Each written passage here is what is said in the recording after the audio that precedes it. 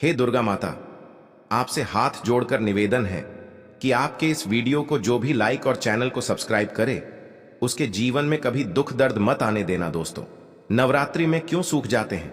आपके जौ में हरियाली नहीं आती है? आखिर ये क्या संकेत देता है? नवरात्रि में जो अखंड ज्योत जलती है उसकी बाती का हम क्या करें? साथ ही साथ ये भी जानिए कि नवरात्रि में जो कलश के नीचे चावल रखे जाते हैं और उसके ऊपर नारियल रखा जाता है उसका हम क्या करें और बचे हुए तेल का क्या करें, सब कुछ वो भी विस्तार पूर्वक से। दोस्तों, जो भक्त सच्चे दिल से माता रानी की पूजा आराधना करते हैं और उनकी भक्ति में लीन हो जाता है तो माता रानी उसकी सच्ची भक्ति से उसकी पुकार अवश्य सुनती हैं और जो इच्छाएं उसके मन में होती हैं तो माता रानी उसे वो सब कुछ देती है जो उसको चाहिए होता है। मां लक्ष्मी दोनों हाथों से धन की वर्षा करती है। मां दुर्गा उसी पर अपनी कृपा दृष्टि बनाती है जो नवरात्रों में खास तौर पर माता की सेवा में लग जाता है। देखिए, माता की सेवा में आपको बिल्कुल भी कंजूसी नहीं करना है। दिल खोलकर माता रानी की सेवा करे, जितना हो सके मां को प्रसन्न करने में लग जाए। साल भर के इस त्योहार में माता धरती पर आती है और उसी पर कृपा दृष्टि बनाती है। जो माता को सच्चे हृदय से प्रसन्न करता है उसे रंग से राजा बनाकर ही जाती है। फिर चाहे वो राजा हो या भिखारी, मां की नजरों में वो सबसे बड़ा है जिसकी भक्ति में प्रेम, आस्था और मां के प्रति सच्ची लगन हो। इसीलिए माता की भक्ति में आनाकानी ना करें। दोस्तों, एक बार सच्चे हृदय से कमेंट बॉक्स में लिखें जय माता दी। और दोस्तों, कमेंट बॉक्स में अपनी राशि भी डाल दीजिएगा। यदि आपकी राशि के अनुसार हमारे पास कोई उपाय होगा तो वह आकर हम आपके कमेंट में बता देंगे। दोस्तों, सबसे पहली बात, नवरात्रि में हम एक माटी के प्याले में जौ करते हैं ताकि हमारे घर में सुख शांति बनी रहे और माता प्रसन्न हो जाएं। जौ जब हरे भरे होते हैं तो घर में हरियाली आती है और सुख समृद्धि की प्राप्ति होती है। जब जौ हरे भरे होते हैं तो समस्त देवी देवता खुशियां मनाते हैं और घर की उन्नति के लिए कामनाएं करते हैं, आशीर्वाद देते हैं। हरे भरे जौ में साक्षात माता रानी अपने 9 स्वरूपों में खेलती हैं और घर में सुखों की बारिश होती है तथा धन की बारिश होती है। और जिस घर में जौ के अंदर से हरियाली नहीं आती है तो उस घर में पहले ही पता चल जाता है कि अब आपके घर में गरीबी आने वाली है तथा परेशानियां आने वाली हैं, क्योंकि आपने पूजा पाठ में कोई ऐसी गलती कर दी होगी जिसके कारण जौ में हरियाली नहीं आ पाई। देखिए, आपको बता दें, हैरानी वाली बात तो है, बिना पानी के माटी में जौ डालते ही उग जाते हैं, वो भी बिना देखभाल करें, हरियाली उसमें निकल आती है।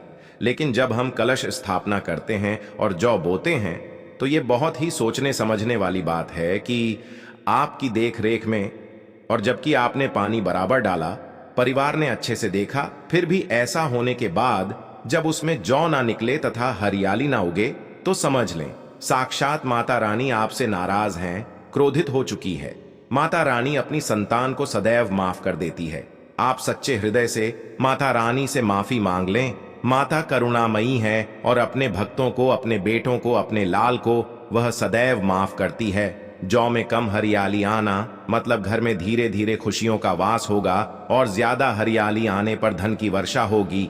तेजी से व्यापार दिन दुगनी रात चौगुनी बढ़ेगा। कई लोग जौ में डेली पानी डालते हैं, जो कि इसमें पानी नहीं डाला जाता बल्कि पानी का छींटा मारा जाता है, इसीलिए सूख जाते हैं, खराब हो जाते हैं। ऐसा ना करे और इसी कारण हरियाली नहीं आती है। ज्यादा पानी डालने से ये खराब हो जाते हैं। दोस्तों, जौ जब आपके घर में हरे भरे हो जाए तब इसमें चांदी का सिक्का या 1 रुपया का सिक्का जरूर डालें।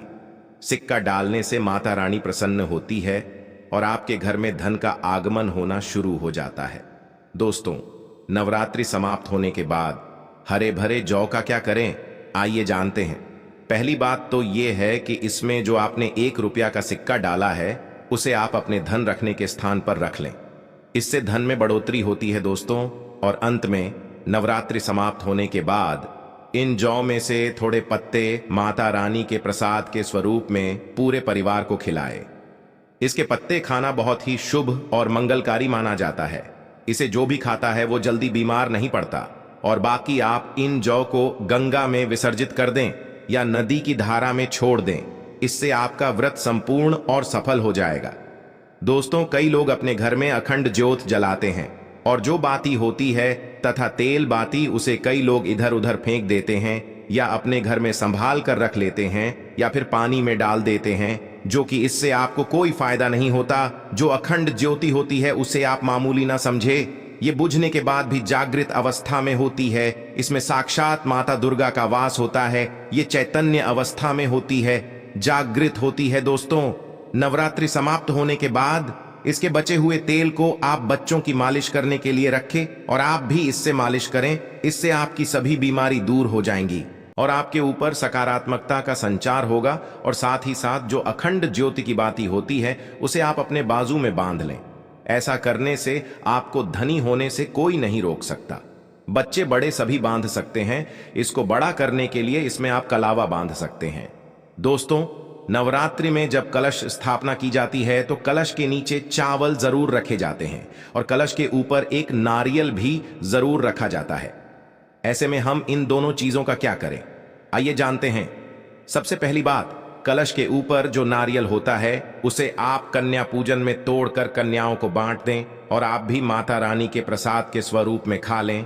आप चाहें तो नारियल सबूत ही गंगा में विसर्जित कर दें। दोस्तों, और जो कलश के नीचे चावल रखे जाते हैं उसे आप थोड़ी हल्दी में मिलाकर के एक लाल कपड़े में बांधकर अपने धन रखने के स्थान पर रख लें या अपने पर्स में रख सकते हैं। इससे तेजी से धन बढ़ता है, माता लक्ष्मी की कृपा प्राप्त होती है। और बाकी चावलों को आप पक्षियों को डाल दें या गंगा में विसर्जित कर दें। और जो कलश और जौ होते हैं उसे आप गंगा में विसर्जित कर दें। ऐसा करने से नवरात्रि का संपूर्ण फल प्राप्त होता है और व्रत रखने का फल शीघ्र ही मिलता है। दोस्तों, भूल कर भी ये गलती कभी मत करना। गंगा में कचरा आदि धूप बत्ती के डिब्बे, माचिस की डिब्बी भूल कर भी मत डालना। सड़े गले फूल गंगा में नहीं डालना चाहिए। इससे उल्टा व्यक्ति नरक में चला जाता है और परिवार में गरीबी का वास हो जाता है। गंगा मैया क्रोधित हो जाती है और श्राप देती है। इसीलिए ऐसा घोर पाप कभी मत करना। इसके पीछे एक कथा है। जब गंगा मैया भगवान शिव से शिकायत लेकर पहुंची तब भगवान शिव कहते हैं, जो मनुष्य गंगा को मैला करेगा वह कभी पवित्र नहीं कहलाएगा, वह हमेशा नरक में भटकता रहेगा, उसे मोक्ष प्राप्त नहीं होगा, वह नरक के भांति इसी पृथ्वी लोक में भ्रमण करता रहेगा। इसीलिए गंगा को मैला नहीं करना चाहिए, नहीं तो आपका समस्त पुण्य नष्ट हो जाएगा, आपका पुण्य भूत पिशाच को प्राप्त हो जाएगा। दोस्तों, अगर आपको माता रानी की चुनरी उपहार में मिली है, जैसे जागरण आदि से या किसी पंडाल से या धार्मिक यात्रा से, तो ऐसी माता की चुनरी बहुत ही शुभ मानी जाती है। इससे आपका वैवाहिक जीवन सफल हो जाता है। माता रानी की चुनरी को आप संभाल कर रखें। इसे आप करवा चौथ पर, बट, सावित्री व्रत आदि में या किसी पर्व पर, त्योहार में अवश्य पहने। इसमें माता रानी का आशीर्वाद होता है जो आपको प्राप्त हुआ है। ऐसी चुनरी सदैव संभाल कर रखें, क्योंकि माता की चुनरी जागृत अवस्था में होती है। इसे मामूली ना समझे। नवरात्रों में चाहे कुछ भी कर लेना, लेकिन यह कार्य जरूर करना। बिन पूजा पाठ के ही सारा फल मिल जाता है।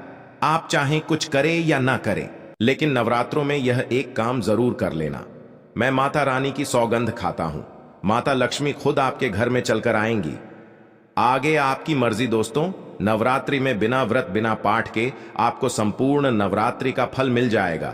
इस वीडियो ध्यान से देखना। अगर आपने व्रत नहीं रखा है कोई बात नहीं, आपको परेशान नहीं होना है, क्योंकि कभी कभी हम काम के चलते या कभी कभी कुछ ऐसे हम कामों में फंस जाते हैं जिसके कारण हम माता रानी के नवरात्रों में उनको टाइम नहीं दे पाते। तो आपको परेशान नहीं होना है। अगर आपने व्रत नहीं रखा है कोई बात नहीं, पूजा नहीं कर रहे हैं नवरात्रि में कोई बात नहीं। दोस्तों, बस ये एक काम आपको कर लेना है।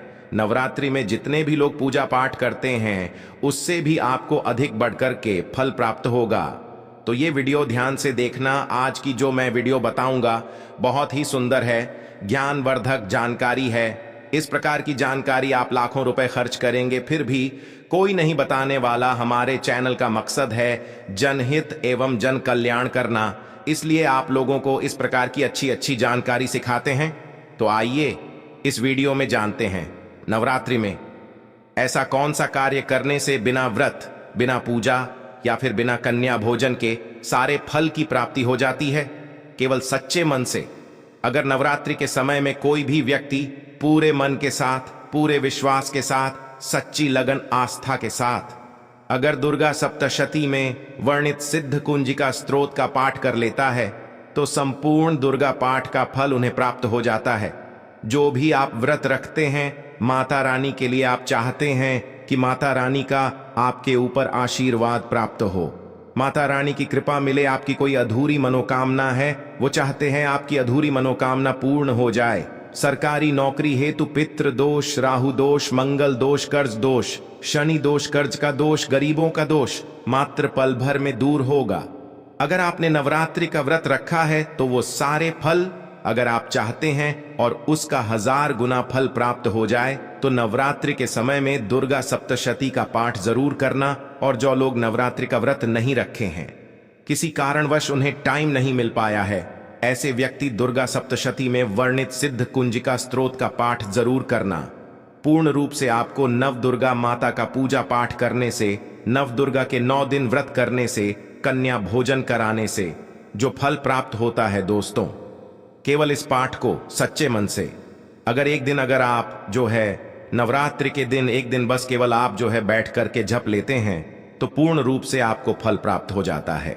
मैं आप लोगों को बताना चाहूंगा, जो लोग समर्थन हैं ऐसे लोगों को कन्या पूजन भी जरूर करना चाहिए। मैं कल की भी वीडियो में बताया हूं। अब कन्या पूजन का बेनिफिट क्या है तो माता रानी स्कंद पुराण में भी लिखा है और कई सारे हमारे जो है देवी पुराण में भी इसका वर्णन मिलता है। माता रानी जितना पूजा पाठ से प्रसन्न होती है उतना ज्यादा कन्या भोजन कराने से हो जाती है, क्योंकि कन्याओं को देवी का स्वरूप माना जाता है।